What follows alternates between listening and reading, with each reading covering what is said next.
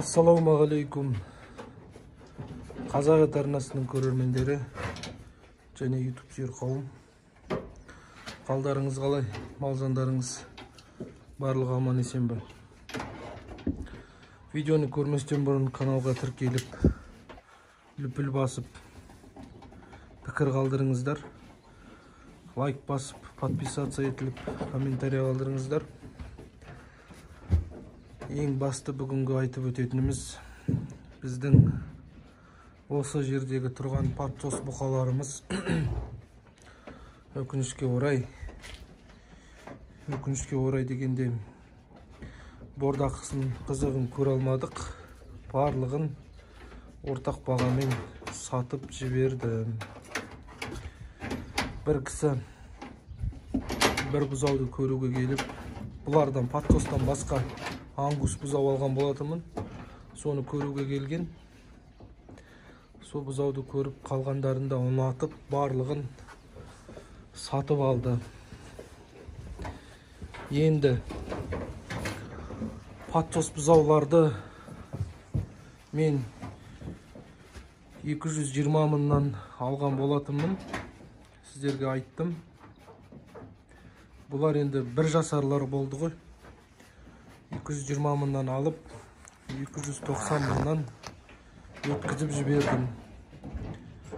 2 аптадағы үстінен таза көрген пайдам енді 540 мың теңге болды. Скидкасымен 540 мың теңге пайда көрген болатынбыз. Қазір оның орнына қорадағы палтарашкалардың барлығын кіргізіп байлап қойдық. Жемжеулері жаман емес, жақсы. Мынау көп болған жоқ кіргеніне. Бұл даладан жаз бойы сиырдың артынан жүгіріп бір зорығып кеткен бұқа ғой. Енді көтеріліп, әлі жинап келе жатыр. Мына бұқаларымыз уже тұрғандарына мынаған бір ай болды. Мынаған бір ай болды. Мынау өзіміздің қызыл эксперимент бұқаға 2 ай болды. Енді Алла нәсіп етсе, тағы да бұқалар аламыз. Алла қаласа, бұқалар алуға сыртқа шығатын боламыз. Қораны біттік. Бүгін Алла нәсіп етсе, полдардың бәрін добивайттайтын боламыз, Алла қаласа. Сонда бізде осындай қора болады ғой, міне. Полдары сараковка тақтай. Және де сіздерге айта кететінім, мына қораны салып жатқанда айтқан болатынмын. Размерін бәрін айтам. Сосын қанша шығын кеткенін айтам деп. Бұл қораны көп подписчиктердің арқасында, Алланың қалауымен және де патчос бұқалардың арқасында тездетіп салған болатынмын. Төбесі профлист, жаны профлист, сырты екінші қабаты тоже профлист. Осылайынан уклонын шығарып, стойкалар қойып, темір стойка, ағаш стойка өйстіп көтеріп қойған болатынбыз. Так, таза профлист, ұзындығы ені мұнадан мұнаға дейін 4 метр. 4 метрлік профлистер алдық. Бір профлисті 9 мың теңгеден алдым. Сонда мен шатаспасам 14 профлист алған болатынмын. 9 мың теңгеден. Есептеп көріңіздер. 150 ма, 140 па, сондай кетті ғой дейм шатаспасам. Есепке қатты жоқпыз. Содан кейін мынау жанындағы некондиция профлистер. Бұлар биіктігі 2 метр. Бұлардың биіктігі 2 метр, 2 метрлік профлистер кетті. Пол сараковка тақтай.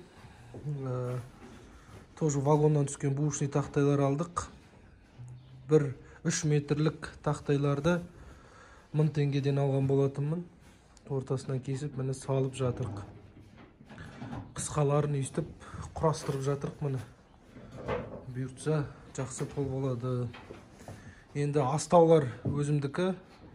Былтыр алған болатынмын. Бір бөшкені 1000 теңгеден алған болатынмын. Сосын мынау стойкалар Шпалдар тоже өзімдікі болған болатын. Сосын мынау обрешетка тақтайлар біреуі тоже 1000 теңгеден ба 700 теңгеден келді. Енді бұл қораның ұзындығы 18 метр ма, 19 метр. 19 метр. 17 бас мал сияды екен. 17 бас бөшке сияды екен анандайдан. Таза 17 бас мал тұрады. Сосын осындай проход қалдырдық. Бұл проходтың ұзындығы 80 сантиметр, шатаспасам, 80 сантиметр. Енді өзіме кішкене удобство болсын, бір жыл болса да деп жүріп тұратын осындай салдық. Өйткені былтыр бастан өткен болатын. Бұқалар өте ашушаң болады, сүзет, тебет. Міне көп подписчиктер айтты, аралары тар деді. Дұрыс, оның бәрін ескердік. Әр бұқаға бір бөшкеден осындай орындар қалдырған болатын біз.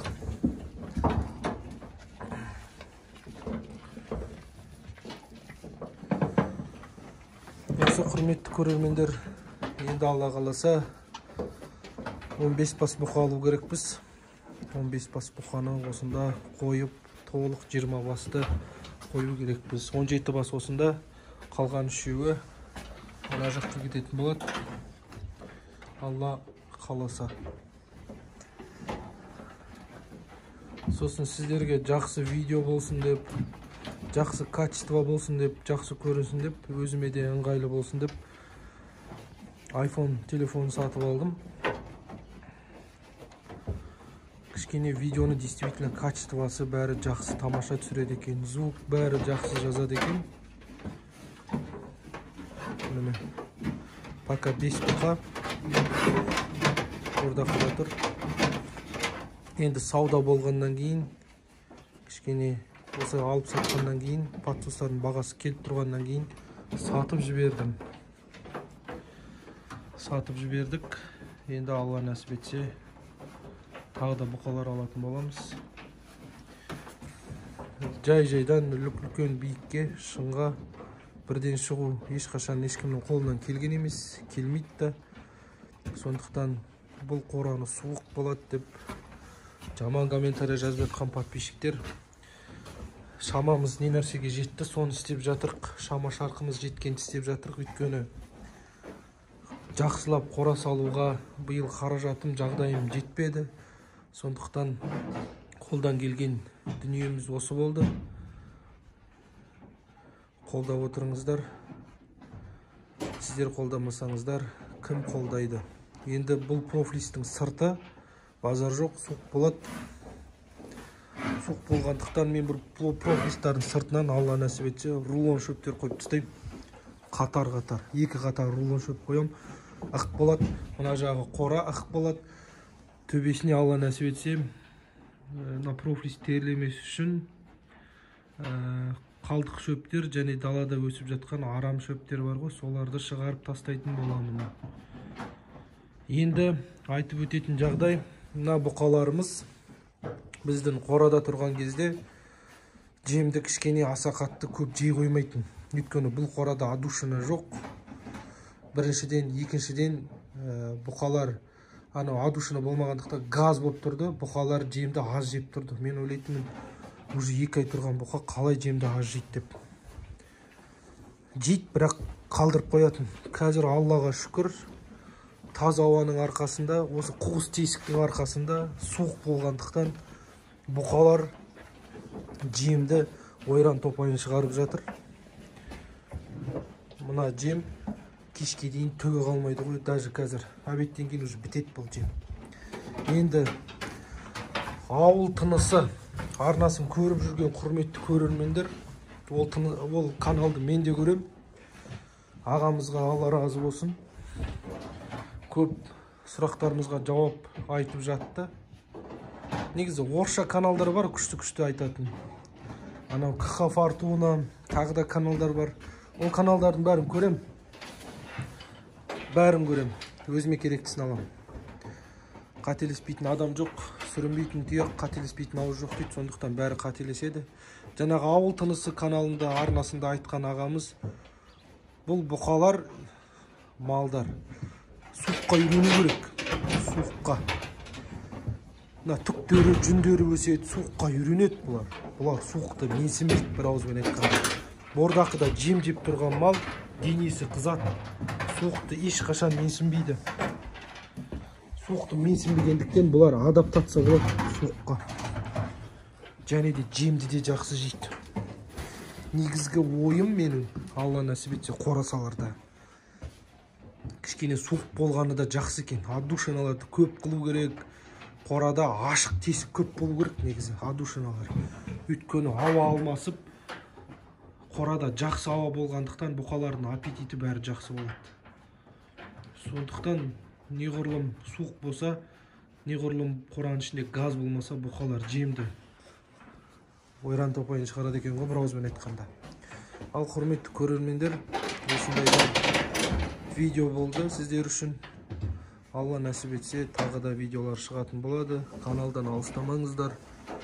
Курметтүү көрөрмендер, лайк басып, комментарий жазып, подписаться этилиңиздер. Алла кааласа, тагы да жаңа видеолар болот. Колдой отуруңуздар.